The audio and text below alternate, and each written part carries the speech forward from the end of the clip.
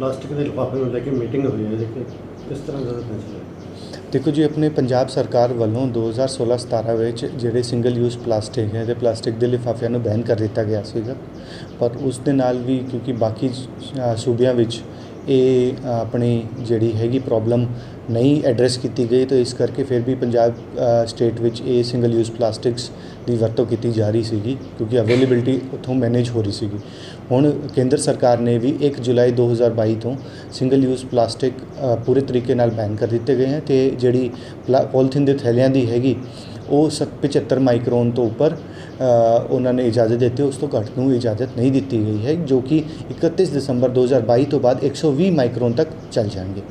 ਇਸ ਦੇ ਸੰਬੰਧ ਵਿੱਚ ਅਸੀਂ ਇੱਕ ਅੱਜ ਮੀਟਿੰਗ ਕੀਤੀ ਸੀਗੀ। ਮੀਟਿੰਗ ਵਿੱਚ ਸਾਰੇ ਸਟੇਕ ਹੋਲਡਰਸ ਨੂੰ ਬੁਲਾਇਆ ਗਿਆ ਸੀਗਾ, ਜਿਵੇਂ ਕਿ ਹੋਟਲ ਐਸੋਸੀਏਸ਼ਨ ਦੇ, ਇੱਥੇ ਵੱਡੇ ਮਾਲ ਵਗੈਰਾ ਦੇ ਪ੍ਰਧਾਨਾਂ ਨੂੰ, ਰੇਹੜੀ ਐਸੋਸੀਏਸ਼ਨ ਦੇ ਬੰਦਿਆਂ ਨੂੰ, ਅਤੇ ਆਪਣੇ ਜਿਹੜੇ ਮਹਿਕਮੇ, ਜਿਹੜੇ ਐਨਫੋਰਸਮੈਂਟ ਵਾਲੇ ਮਹਿਕਮੇ ਹੈ, ਜਿਵੇਂ ਕਿ ਮਿਊਨਿਸਪਲ ਕਾਰਪੋਰੇਸ਼ਨ ਹੋ ਗਿਆ, ਕਾਊਂਸਿਲ ਦੇ ਈਓਜ਼ ਹੋ ਗਏ, ਆਪਣੇ ਫੂਡ ਸੇਫਟੀ ਵਾਲੇ ਆਫਿਸਰਸ ਹੋ ਗਏ, ਪੋਲਿਊਸ਼ਨ ਕੰਟਰੋਲ ਬੋਰਡ ਦੇ ਜਿਹੜੀ ਨੋਡਲ ਏਜੰਸੀ ਹੈ ਉਹਨਾਂ ਦੇ ਆਫਿਸਰਸ ਬੁਲਾਏ ਗਏ ਸੀਗੇ। ਇਹਨਾਂ ਦਾ ਸਾਡਾ ਮੰਤਵ ਇਹੀ ਸੀਗਾ ਕਿ ਜਿਹੜੀ ਗਾਈਡਲਾਈਨਸ ਆਪਾਂ ਨੂੰ 1 ਜੁਲਾਈ ਤੋਂ ਲਾਗੂ ਕਰਨ ਵਾਲੀਆਂ ਹੈਗੀ, ਉਹਨਾਂ ਨੂੰ ਉਹਨਾਂ ਦੀ ਪਾਲਣਾ ਕੀਤੀ ਜਾਵੇ, ਅਤੇ ਜਿਸ ਦੇ ਤਾਬੇ ਮੈਨੂਫੈਕਚਰਿੰਗ ਅਤੇ ਸੇਲ ਤੋਂ ਜ਼ਿਆਦਾ ਯੂਜ਼ 'ਤੇ ਵੀ, ਸਿੰਗਲ ਯੂਜ਼ ਪਲਾਸਟਿਕ ਦੇ ਯੂਜ਼ 'ਤੇ ਵੀ ਬੈਨ ਕੀਤਾ ਗਿਆ ਹੈ।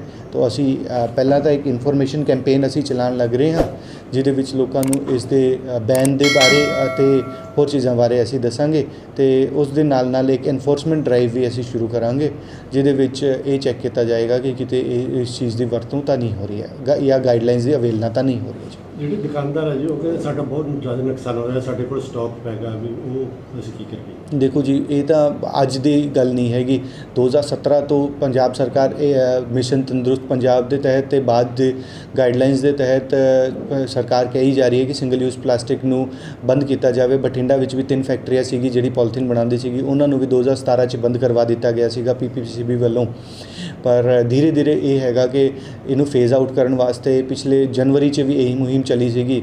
ਤੋ ਅੱਜ ਜੇ ਕੋਈ ਪਰਸਨ ਆ ਕੇ ਕਹਿੰਦਾ ਹੈ ਕਿ ਅਸੀਂ ਸਟਾਕ ਰੱਖਿਆ, ਤਾਂ ਪਹਿਲਾਂ ਹੀ ਉਹਨਾਂ ਨੇ ਪੰਜਾਬ ਸਰਕਾਰ ਦੀ ਗਾਈਡਲਾਈਨਸ ਦੇ ਗੈਰ ਕਾਨੂੰਨੀ ਤਰੀਕੇ ਨਾਲ ਆਲਰੇਡੀ ਸਟਾਕ ਰੱਖਿਆ ਹੋਇਆ ਹੈ, ਅਤੇ ਜੇ ਕੋਈ ਇਸ ਟਾਈਪ ਦਾ ਸਟਾਕ ਕਿਸੇ ਕੋਲ ਪਾਇਆ ਜਾਂਦਾ ਹੈ ਤਾਂ ਉਹ ਸਟਾਕ ਜ਼ਬਤ ਕਰ ਲਿੱਤਾ ਜਾਵੇਗਾ। ਤਾਂ ਉਹਨਾਂ ਦੇ ਅਗੇਂਸਟ ਜੇਕਰ ਜੀ ਆਪਣੇ ਐਨਵਾਇਰਨਮੈਂਟ ਪ੍ਰੋਟੈਕਸ਼ਨ ਐਕਟ ਹੈਗਾ ਹੀ, ਆਪਣਾ ਕੇਂਦਰ ਸਰਕਾਰ ਦਾ ਐਕਟ, ਉਹ ਪੂਰੇ ਭਾਰਤ ਵਿੱਚ ਲਾਗੂ ਹੈਗਾ। ਉਹਦੇ ਵਿੱਚ ਰੂਲ 5 ਦੇ ਅੰਦਰ ਜਿਹੜੀ ਇਹ ਨੋਟੀਫਿਕੇਸ਼ਨ ਜਾਰੀ ਹੋਈ ਹੈ ਸਿੰਗਲ ਯੂਜ਼ ਪਲਾਸਟਿਕ ਦੀ, ਉਹਦੇ ਅਕੋਰਡਿੰਗ ਜਿਹੜੇ ਵੀ ਫਾਈਨਸ ਹੈਗੇ, ਡਿਟਰਮਾਈਨਡ ਫਾਈਨਸ ਹੈ, ਉਹ ਫਾਈਨਸ ਦੇ ਉੱਪਰ ਕਾਰਵਾਈ ਕੀਤੀ ਜਾ ਸਕਦੀ ਹੈ ਜੀ। ਬਹੁਤ ਸਾਰੀਆਂ ਜਿਹੜੀਆਂ ਵਸਤੂਆਂ ਪੈਕਿੰਗ ਹੋਣਗੀਆਂ ਉਹ ਦੂਸਰੇ ਲਿਫਾਫਿਆਂ 'ਚ ਆ ਰਹੀਆਂ, ਦੂਸਰੇ ਪਲਾਸਟਿਕ ਆ ਰਹੀਆਂ ਜੀ।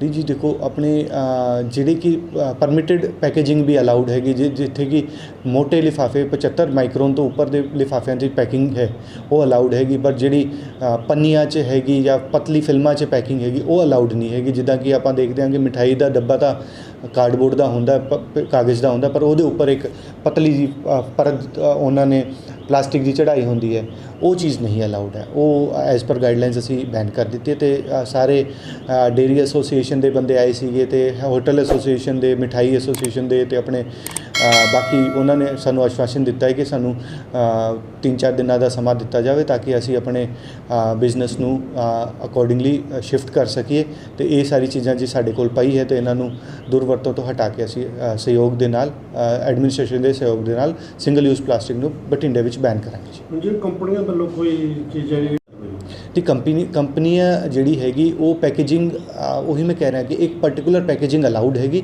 ਜਿਹੜੀ ਕਿ ਪੈਕੇਜਿੰਗ 75 ਮਾਈਕਰੋਨ ਤੋਂ ਉੱਪਰ ਹੋਏਗੀ। ਜਿਹੜੀ ਕਿ ਪੈਕੇਜਿੰਗ ਹੈਗੀ ਮੋਟੇ ਪੋਲੀਥੀਨ ਦੀ ਜਿਹੜੀ ਪੈਕੇਜਿੰਗ ਹੈ ਉਹ ਅਲਾਊਡ ਹੈ, ਕਿਉਂਕਿ ਉਹ ਰੀਸਾਈਕਲੇਬਲ ਹੈਗਾ ਅੱਜ ਦੇ ਟਾਈਮ। ਛੋਟੀ ਜਿਹੜੀ ਪਤਲੇ ਪੋਲੀਥੀਨ ਹੈਗੀ, ਜਿਹੜਾ 25 ਮਾਈਕਰੋਨ 30-40 ਮਾਈਕਰੋਨ ਜਿਹੜਾ ਪਹਿਲਾਂ ਚੱਲਦੇ ਸੀਗੇ ਲਿਫਾਫੇ ਆਉਂਦੇ ਸੀਗੇ, ਉਹ ਬੈਨ ਕਰ ਦਿੱਤੇ ਗਏ ਹੈ ਜੀ।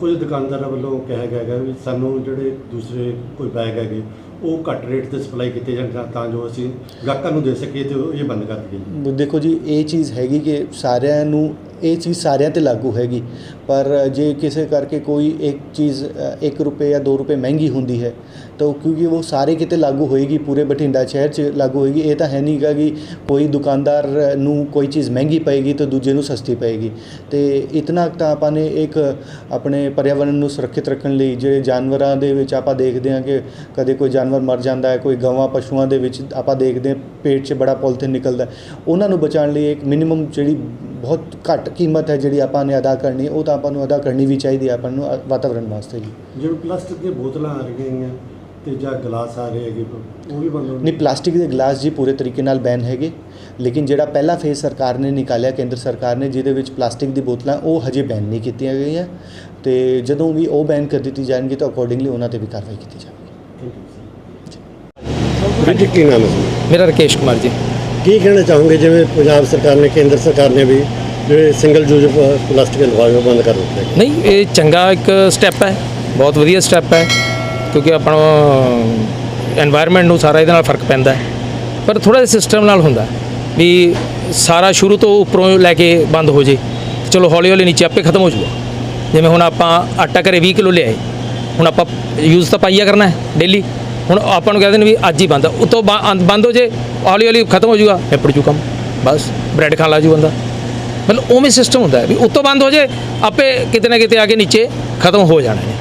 ਹੁਣ ਜੇ ਮੈਂ ਨੀਚੋਂ ਸ਼ੁਰੂ ਕਰੀਏ ਆਪਾਂ, ਉੱਤੋਂ ਬਣੀ ਜਾਵੇ, ਕੋਈ ਨਾ ਕੋਈ ਤਾਂ ਵੇਚ ਹੀ ਦਊਗਾ ਜੀ। ਜਿਵੇਂ ਇੱਕ ਜਣਾ ਕੀਤੇ ਹੈਗੇ ਹਾਂ, ਨਹੀਂ ਇੱਕੋ ਦਮ ਨਹੀਂ ਬੰਦ ਕੀਤਾ, ਨਹੀਂ ਸਾਨੂੰ ਤਾਂ 3-4 ਮਹੀਨੇ ਪਹਿਲਾਂ ਦਾ ਵੀ ਸੀਗਾ ਵੀ ਬੰਦ ਹੋਣਾ ਹੀ ਹੋਣਾ ਹੈ। ਅਸੀਂ ਤਾਂ ਆਪਦਾ ਸਟਾਕ ਜਿਹੜਾ ਸੀਗਾ, ਕਿਉਂਕਿ ਅਸੀਂ ਤਾਂ ਲੋਕਲ ਲੈ ਕੇ ਲੋਕਲ ਹੀ ਵੇਚਦੇ ਨੇ ਜੀ, ਸਾਡਾ ਰਿਟੇਲ ਦਾ ਕੰਮ ਹੈ, ਉਹ ਜਿੰਨਾ ਕੁ ਸੀਗਾ ਸਾਰਾ ਸੇਲ ਸ਼ੁਰੂ ਕਰਤਾ, ਨਵੇੜ ਦਾ ਕੰਮ, ਬਸ ਇਹ ਹੈ ਸਿਸਟਮ। ਜਿਵੇਂ ਸਾਈਕਲ ਵਾਲੇ ਜਾਂ ਹੋਰ ਕੋਈ ਉਹੀ ਤਾਂ ਪੰਗਾ ਨਾ ਜੀ, ਰੌਲਾ ਉਹ ਹੈ। ਹੁਣ ਅਸੀਂ ਤਾਂ ਚਲੋ ਦੁਕਾਨ ਕਰਕੇ ਬੈਠੇ ਹਾਂ, ਆਪਾਂ ਇੱਜ਼ਤਦਾਰ ਲੋਕ ਹੈ, ਦੁਕਾਨਦਾਰ ਬੰਦੇ ਹੈ, ਮਤਲਬ ਆਪਾਂ ਤਾਂ ਐਵੇਂ ਨਹੀਂ, ਆਪਣੇ ਤਾਂ ਕੋਈ ਬੰਦਾ ਆ ਜੇ ਤਾਂ ਆਪਾਂ ਨੂੰ ਉਹ ਹੁੰਦਾ ਯਾਰ ਵੀ ਕਿੱਥੋਂ ਵੀ ਕਿਵੇਂ ਸਿਸਟਮ ਜਾ, ਉਹ ਹੁਣ ਸਾਈਕਲ ਵਾਲਾ ਆਊਗਾ ਦੇ ਕੇ ਸਬਜ਼ੀ ਵਾਲਿਆਂ ਦੇ ਵੇਚ ਕੇ ਤੇ ਕਿਉਂ ਕੰਮ ਹੋਣਾ, ਉਹਨੂੰ ਕਿਸੇ ਨੇ ਪੁੱਛਣਾ ਨਹੀਂ ਗਿੱਛਣਾ ਨਹੀਂ ਜੇ ਫੈਕਟਰੀਆਂ 'ਚ ਇਹ ਬੰਦ ਕਰ। ਹਾਂ, ਬਸ ਮੇਨ ਚੀਜ਼ ਤਾਂ ਮੁੱਦਾ ਇਹੀ ਹੈ ਵੀ ਜਦੋਂ ਬਣੇਗੇ ਨਾ ਕੋਈ ਚੀਜ਼ ਦੀ ਪ੍ਰੋਡਕਸ਼ਨ ਨਹੀਂ ਹੋਊਗੀ ਤਾਂ ਆਟੋਮੈਟਿਕ ਬੰਦ ਹੋ ਜਾਣਾ, ਇਹ ਸਿਸਟਮ ਮੇਨ। ਤਾਂ ਨੂੰ ਕਿਵੇਂ ਮੰਨਦੇ ਹੋ? ਫੈਸਲਾ ਤਾਂ ਵਧੀਆ ਹੀ ਹੈ ਜੀ, ਇਹ ਤਾਂ ਐਨਵਾਇਰਨਮੈਂਟ ਆਪਣੇ ਵਾਸਤੇ ਹੀ ਫਾਇਦਾ ਹੈ, ਆਪਣੇ ਜਵਾਕਾਂ ਵਾਸਤੇ ਫਾਇਦਾ ਹੈ, ਇਹ ਤਾਂ ਸਾਰੇ ਵਾਸਤੇ ਫਾਇਦਾ ਹੀ ਹੈ। ਹੁਣ ਵੱਡੀਆਂ, ਹੁਣ ਜਿਵੇਂ ਚਿਪਸ ਕੁਰਕਰੇ ਹੈ,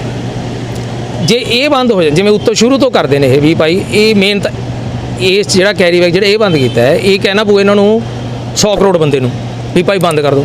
ਉਹਦੇ 'ਚ ਕੀ ਹੈ, 4 ਕੰਪਨੀਆਂ ਨੂੰ ਲੈਟਰ ਕੱਢੋ ਤੁਸੀਂ, ਚਿਪਸ ਕੁਰਕਰੇ 2 ਕੰਪਨੀਆਂ, ਪਾਣੀ ਦੀਆਂ ਬੋਟਲਾਂ ਦੀਆਂ 5-10 ਕੰਪਨੀਆਂ ਹੋਣਗੀਆਂ, ਅੱਬੀ ਬੰਦੇ ਇਹਦੇ ਨਾਲ ਹੀ ਅੱਧੇ ਤੱਕ ਸਿਸਟਮ ਖਤਮ ਹੋ ਜਾਊਗਾ। 50% ਵੇਸਟੇਜ ਇਹਦੇ ਨਾਲ ਹੀ ਖਤਮ ਹੋ ਜਾਏਗੀ। ਹੁਣ ਜਿਹੜੀ ਪੈਕਿੰਗ ਹੁੰਦਾ ਸਮਾਨ, ਤੁਸੀਂ ਹੁਣ ਚਿਪਸ ਦਾ ਪੈਕਟ ਹੈ, ਉਹਨੂੰ ਕਿਹੜਾ ਆਪਾਂ ਯੂਜ਼ ਕਰਦੇ ਹਾਂ, ਕੋਈ ਵੀ ਚੀਜ਼ ਹੈ ਉਦੋਂ ਹੁਣ ਆਪਾਂ ਨੂੰ ਸਭ ਨੂੰ ਪਤਾ ਹੀ ਹੈ ਜੀ, ਉਹ ਤਾਂ ਸਿਸਟਮ ਹੈ।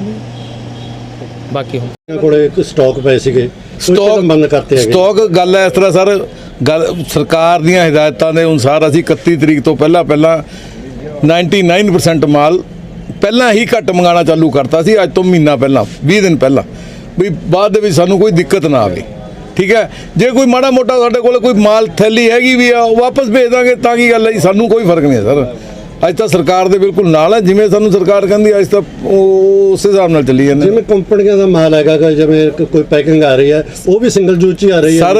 100% ਮਲਟੀ ਲੇਅਰ ਦੇ ਜਿਹੜੇ ਪਾਊਚਿਸ ਹੈ, ਜਿਹਨੂੰ ਜਿਵੇਂ ਹਲਦੀਰਾਮ ਦਾ ਭੁਜੀਆ ਆਉਂਦਾ, ਕੁਰਕਰੇ ਆਉਂਦੇ ਆ, ਤੁਸੀਂ ਮਾਲ ਦੇ ਵਿੱਚ ਜਾ ਕੇ ਦੇਖੋ, ਕਰੋੜਾਂ ਪਲਾਸਟਿਕ ਦੇ ਥੈਲੀਆਂ ਦੇ ਵਿੱਚ ਮਾਲ ਪੈਕ ਵਿੱਚ ਹੈਗਾ। ਬੰਦ ਤਾਂ ਉਹ ਹੋਣਾ ਚਾਹੀਦਾ ਸਰ।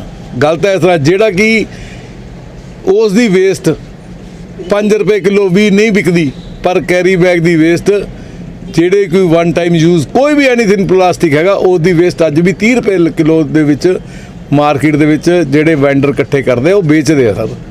ਤੇ ਜੇ ਫੈਕਟਰੀਆਂ 'ਚ ਰੋਕਿਆ ਜਾਵੇ? ਨਹੀਂ ਸਰ, ਫੈਕਟਰੀਆਂ ਦੇ ਵਿੱਚੋਂ ਤਾਂ ਪਹਿਲਾਂ ਹੀ ਫੈਕਟਰੀ ਵਾਲਿਆਂ ਨੇ ਤਾਂ ਮਾਲ ਬਣਾਉਣਾ ਬੰਦ ਕਰਤਾ ਜੀ। ਐਕਚੁਅਲੀ ਸਰ, ਹਿੰਦੁਸਤਾਨ ਦੇ ਵਿੱਚ 5-6 ਰਿਫਾਈਨਰੀਆਂ ਹੈਗੀਆਂ, ਉਹਨਾਂ ਦਾ ਦਾਣਾ ਬੰਦ ਕਰਾ ਦਿਓ ਜੀ। ਜਿਹੜੇ ਗ੍ਰੇਡ ਪਲਾਸਟਿਕ ਦੇ ਲਿਫਾਫੇ ਬਣਦੇ ਆ, ਮੰਨ ਲਓ ਜਿਹੜੇ ਗ੍ਰੇਡ ਦੇ, ਉਹ ਗ੍ਰੇਡ ਹੀ ਬੰਦ ਕਰਾ ਦਿਓ, ਕੰਮ ਤਾਂ ਆਪਣੇ ਆਪ ਹੀ ਬੰਦ ਹੋ ਜੂ ਸਰ। ਗੱਲ ਤਾਂ ਇਸ ਤਰ੍ਹਾਂ, ਸੱਚਾਈ ਤਾਂ ਗੱਲ ਸਰ ਇਹ ਹੈਗੀ ਹੈ। ਥੈਂਕ ਯੂ ਜੀ ਸਰ।